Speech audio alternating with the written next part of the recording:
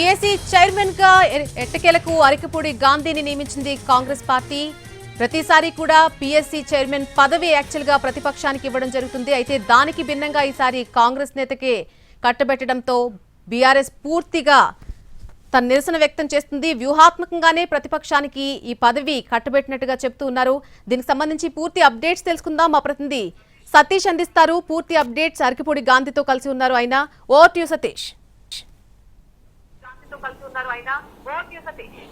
Yes నల్ని చాలా కీలకమైనటువంటి పరిణామం అని చెప్పుకోవచ్చు. తెలంగాణ శాసన సభలో పీఏసీ చైర్మన్ గా పబ్లిక్ అకౌంట్స్ కమిటీ చైర్మన్ గా అరికపూడి గాంధీని ఆయన షేర్లింగంపల్లి నియోజకవర్గం నుంచి బీఆర్ఎస్ పార్టీ గుర్తు మీద గెలిచారు. బీఆర్ఎస్ పార్టీ నుంచి గెలిచినటువంటి ఆయన ఇటీవలి కాలంలో కాంగ్రెస్ పార్టీలో చేరారు. అయితే ప్రతిపక్షానికి ఇవ్వాల్సినటువంటి PAC chairman public accounts committee chairman ని పార్టీలో కాంగ్రెస్ పార్టీలో చేరినటువంటి అరికపూడి గాంధీకి ఇచ్చారు. మనతో పాటు అరికపూడి గాంధీ ఉన్నారు.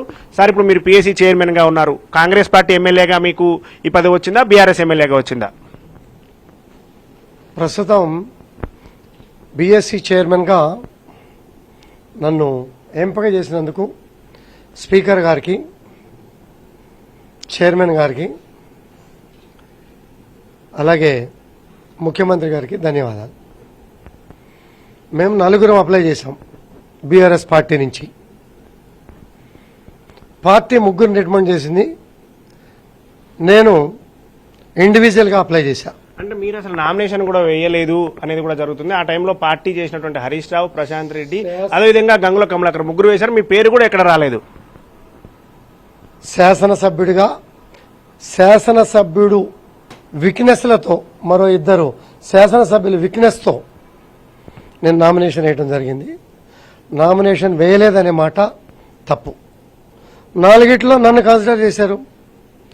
నేను ముఖ్యమంత్రి గారిని కలిసా, మిత్రుడిగా, పాత సహచర శాసనసభ్యుడిగా, నా శ్రేయోభిలాషిగా కలిసా, అప్లై చేశా అని చెప్పా. సార్, మీరు అంటే కాంగ్రెస్ పార్టీలో చేరారు. ఈ పదవి ప్రతిపక్షానికి వస్తుంది. మీరు కాంగ్రెస్ పార్టీలో చేరారు, కాంగ్రెస్ పార్టీతో ఉన్నారు. మీరు ఇప్పుడు ఈ ప్రతిపక్షం నుంచి ఉన్నటువంటి వాళ్ళ పదవి మీకు వచ్చింది. నేను ప్రతిపక్షం అని ఎందుకు అనుకోరు? నేను బీఆర్ఎస్ పార్టీలో గెలిచా. బీఆర్ఎస్ పార్టీలో గెలిచిన అభ్యర్థికి ఇచ్చారనే ఎందుకు అనుకోరు? మీరు అనుకోవచ్చు కదా. బీఆర్ఎస్ పార్టీ నుంచి ఇచ్చారు. మిత్రుడిగా, శ్రేయోభిలాషిగా రేవంత్ రెడ్డి గారిని కలిసా. 7.5 లక్షల కాన్స్టిట్యున్సీ ఈ చుట్టుపక్కల ఏ రాష్ట్రంలోనూ కూడా లేదు. ఈ రాష్ట్రంలో ప్రజలు 7.5 లక్షల కాన్స్టిట్యున్సీ 3 సార్లు నన్ను ఈ పదవుల కన్నా గొప్పగా పెద్ద పదవి ఇచ్చి గెలిపించారు. అటువంటి అప్పుడు నా కాన్స్టిట్యున్సీ అభివృద్ధి కోసం ముఖ్యమంత్రి గారిని కలిసి పనిచేసుకున్నాం, చక్కగా అభివృద్ధి చేసుకోమని చెప్పి ముఖ్యమంత్రి గారు చెప్పారు.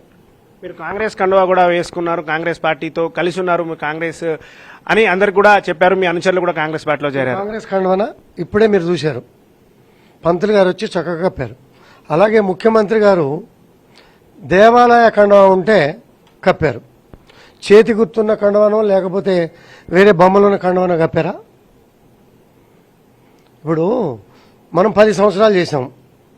12 మంది కాంగ్రెస్ శాసనసభ్యుల్ని టీఆర్ఎస్ కండవ వేసి పార్టీలో జాయిన్ చేసుకున్నాం. అలాగే నేను తెలుగుదేశం శాసనసభ్యుడిని. ఇదే హరీష్ రావు గారు నన్ను తీసుకెళ్లి కూర్చోబెట్టి మాట్లాడి టీఆర్ఎస్ కండవ వేసి పార్టీలో జాయిన్ చేశారు. రేవంత్ రెడ్డి గారు అలా చేయలే. అదే హరీష్ రావు అంటున్నారు, ప్రతిపక్షానికి రావాల్సినటువంటి పదవిని ఎలా ఇస్తారు? మేము గవర్నర్ దగ్గరికి వెళ్లి కంప్లైంట్ చేస్తాం, గవర్నర్ దగ్గరే తేల్చుకుంటాం, ఈ ప్రభుత్వం మీద కంప్లైంట్ చేస్తాం. ఇస్తేనే ప్రతిపక్షం. నా సహచర శాసనసభ్యుడికి ఇస్తే ప్రతిపక్షం కాదా? నేను ఎక్కడి నుంచి గెలిచా అనేది ఆ మాట్లాడే వాళ్ళకి తెలీదా? తెలుసు కదా. ప్రతిపక్షం అని ఎందుకు అనుకోరు? నాకే కావాలనే భావన ఉంటే ఖచ్చితంగా మీరు అడగండి, మీరు డిమాండ్ చేయండి, మీ పాత్ర మీరు పోషించండి. నా పాత్ర నేను పోషించా. నేను ప్రతిపక్షానికే ఇచ్చారు. చక్కగా సమర్థవంతంగా అందరినీ కలుపుకొని రాష్ట్ర అభివృద్ధి కోరే శాసనసభ్యుడిగా పెద్దలు నన్ను ఆశీర్వదించారు. దానికి అనుగుణంగా ముందుకు పోతా. రైట్, మరి ప్రతిపక్షానికి ఇచ్చారని చెప్తున్నారు. పీఏసీ చైర్మన్ ఉన్నటువంటి వాళ్ళు ప్రభుత్వాన్ని ప్రశ్నిస్తూ ఉంటారు, ఉన్నటువంటి తప్పులను ఎత్తి చూపుతారు. మీ రోల్ ఎలా ఉండబోతుంది? ప్రతిపక్ష ఎమ్మెల్యేగా గెలిచిన మీరు అధికార పార్టీలో చేరినటువంటి మీ రోల్ ఎలా ఉండబోతుంది? చక్కగా క్రమశిక్షణగా తప్పులని రెక్టిఫై చేసుకో. మానవ సహజం, తప్పులు జరగడం అనేది సహజం. ఆ తప్పుల్ని రెక్టిఫై చేసుకునే విధంగా క్రమశిక్షణగా ముందుకు తీసుకుపోయే కార్యక్రమాలు పెద్దలు మిత్రులు శ్రేయోభిలాషుల సలహాలు సూచనలు తీసుకొని ఈ పదవికి వన్నె తెచ్చే కార్యక్రమం చేయడానికి నేను సిద్ధంగా ఉన్నాను. రైట్. నిన్ననే హైకోర్టు కూడా 4 వారాల్లోగా పార్టీ మారినటువంటి ఎమ్మెల్యేల విషయంలో నిర్ణయం తీసుకోవాలని చెప్పారు. మీరు కూడా పార్టీ మారారు, హైకోర్టు సూచన కూడా చేసింది. ఏం చెప్తారు ఈ విషయంలో? మీరు మీ వాదన హరీష్ రావు గారి వాదన ఒకే రకం ఉంది. పార్టీ మారారు, కోర్టు అధికారాలను గౌరవిస్తాం. ఏ మాట చెప్పినా స్పీకర్ పరిధి, కోర్టు స్పీకర్ గారిని అడిగింది. స్పీకర్ గారికి ఇచ్చే రిప్లైని కోర్టు ఇచ్చినటువంటి అధికారాలని గౌరవిస్తాం. అది కాలం నిర్ణయిస్తుంది. 10 సంవత్సరాలుగా 10, 15, 20 మంది శాసనసభ్యులు పార్టీలు మారారు.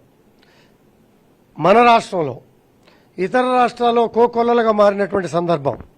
రాష్ట్ర కేంద్ర ప్రభుత్వాలలో వివిధ పార్టీల్లో న్యాయస్థానం ఏ రకంగా నడుపుతుంది, స్పీకర్ గారు ఏ రకంగా నడుపుతారు, దానికి మనం కట్టుబడి ఉండాలి.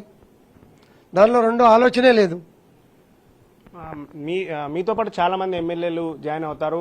బీఆర్ఎస్ ఎల్పీని కూడా కాంగ్రెస్ లో విలీనం చేస్తారనే ప్రచారం కూడా జరిగింది. కానీ మీ తర్వాత ఇంకా ఎవరు కూడా జాయిన్ కాలేదు. ఒకరిద్దరు ఎమ్మెల్యేలే జాయిన్ గారు. ఇంకా స్టాప్ అయినట్టేనా మీ బీఆర్ఎస్ పార్టీ నుంచి కాంగ్రెస్ లోకి ఎవరు వెళ్లారంటారా? ఈ రోజు ఇవాళతో ముగుస్తుంది, రేపు ఉదయం మళ్ళీ మొదలవుతుంది. ఇంకా అతి త్వరలో ఇంకా మంచి రోజులు వస్తాయి.